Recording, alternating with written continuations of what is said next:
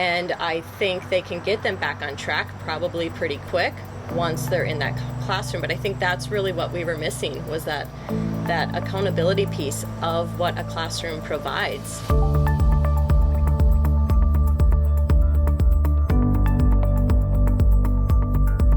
Well, good evening, everyone. Congressman Pete Stauber here again. I'm with Cindy and Mark at their home just north of Milaca.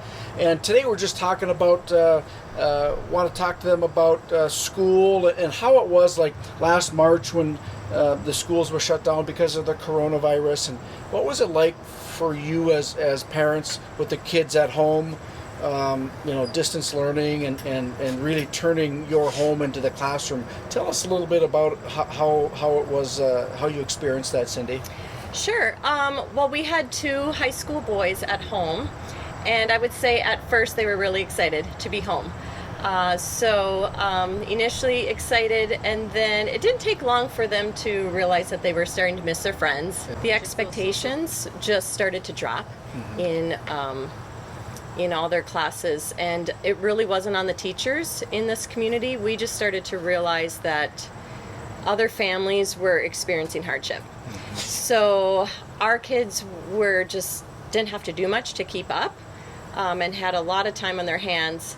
But through the emails, through the teachers, we just realized that in our community there was just lots of stress in the home. So the parents weren't able to help their kids distance learn. They weren't able to. Do you think the distance learning had somewhat of a negative effect on pushing their education forward? Yeah, they were just not being pushed or challenged. They could have handled a lot more for our kids. Yeah. So Mark, as a father, as you saw this, what did you think as the kids were going through this? That was it a change to distance learning on the computer and sometimes virtually in the classroom?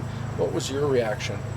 Well, I wasn't involved with it a lot because Cindy kind of took over that, and our 2 boys, handled it well themselves. And I think probably the thing I recognized, because one at the time was a freshman, one was a senior, so then our son Lincoln, missed out on a lot of opportunities that he had to experience being a senior, the last day of school, certain events and things that took place that he didn't get to experience. That most of us look back now and are great memories that we had. And so I think for me that was the part that probably stood out the most to me. And then of course socially they both enjoy being around their friends and doing those things, but they adapted well, all things considered, with the help of Cindy, and then also they were just motivated and able to get the work done that they needed to get done.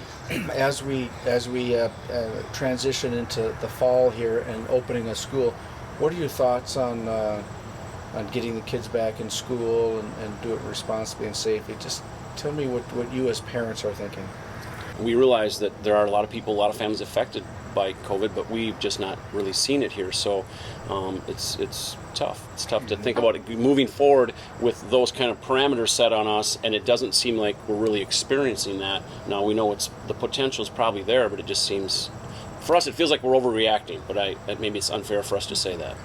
I think initially it seemed, with the new governor's suggestions, it seems great with handing it back over to the school districts. Like immediately that sounds great. I think that makes a lot of sense, to see how COVID is affecting your community, and can you safely open and stay healthy and wash things down and stay distant. So I thought that was initially sounding great, and then all of a sudden there was, but by the way, wear your mask.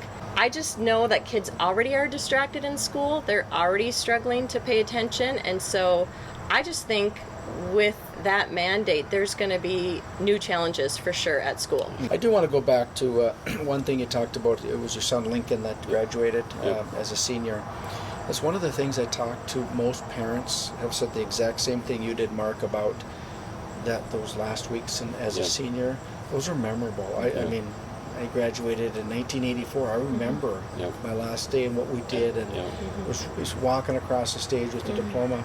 And our seniors this past spring didn't have the opportunity, and I'm sad for that. I'm sad for all your boy Lincoln and others that didn't have that experience that we had, going through this pandemic. So, Mark, lastly, tell us about what you expect as the school year starts. What's your expectation of the students and the teachers in the classrooms, and even our governor as we start out this fall in school?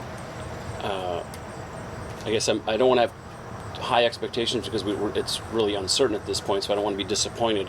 One of the things that I think Cindy would concur that we have a very good school district, and I think we have great leadership.